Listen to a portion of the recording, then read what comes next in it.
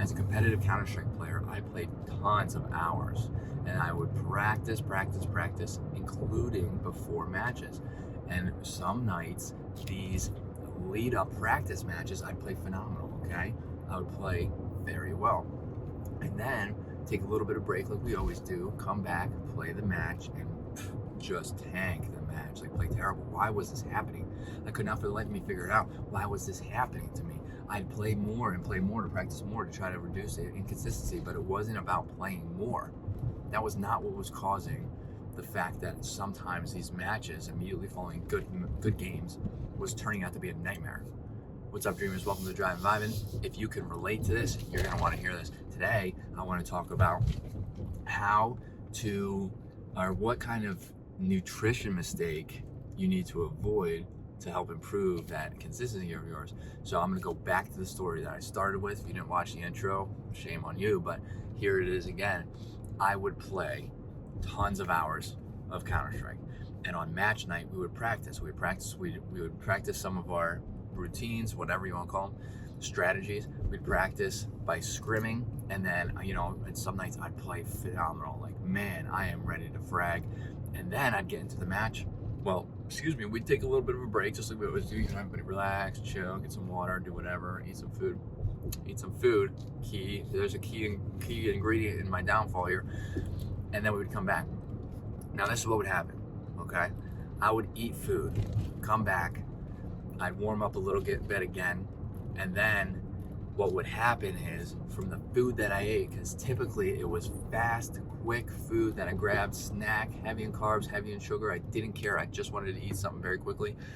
What would happen is, I'd get a glucose spike of energy right before the game or as it was starting. I'd play a little bit well, right, because I had pretty high energy, and then I'd get a glucose crash.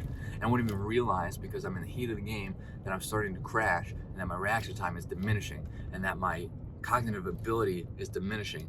Everything is just taking an absolute shit, and I could not for the life of me figure out why. Why was this happening? Is it because I didn't play enough? And then if you can relate to that, you can relate to this. When you start missing shots, you get pissed. You get way more mad than you did before you were missing shots, right? And then it's just a downward spiral of negative emotions and terrible gameplay. And it all stemmed, not all of it, obviously, there are tons of other reasons for why this could happen, but a large majority of what happened on those nights of mine, excuse me, happened because of the food that I ate, right? The food and the timing. It was the timing of the food. I didn't know this until years and years and years later. That makes me sound old. It wasn't that long. I didn't know this until years later when I got into my health and wellness routine. My goodness, what's going on? Sorry.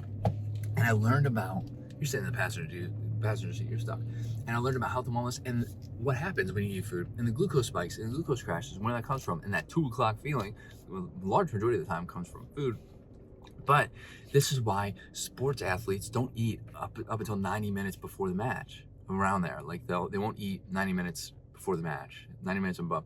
That way they have the time to digest. Any crashes are gonna come in and out of the play. They also really watch what they're eating. So like, had I ate close to the match and ate something like maybe nuts, high in healthy fats, not very many carbs, if any, and no sugar. If I ate something like salmon and rice, I probably wouldn't have had such a heavy impact on my match, right? Because I would have chosen something that's not going to make me have that glucose spike and glucose crash. Timing is very important. What you eat and the timing is very important, especially when you're a competitive gamer. That is something that could improve your consistency. And I promise that if you pay attention and you start to change either both timing or what you're eating, it will. If you have any questions, let me know in the comments. If you have anything to add, let me know in the comments. I'd love to get this conversation started. We need some more chatter on these videos.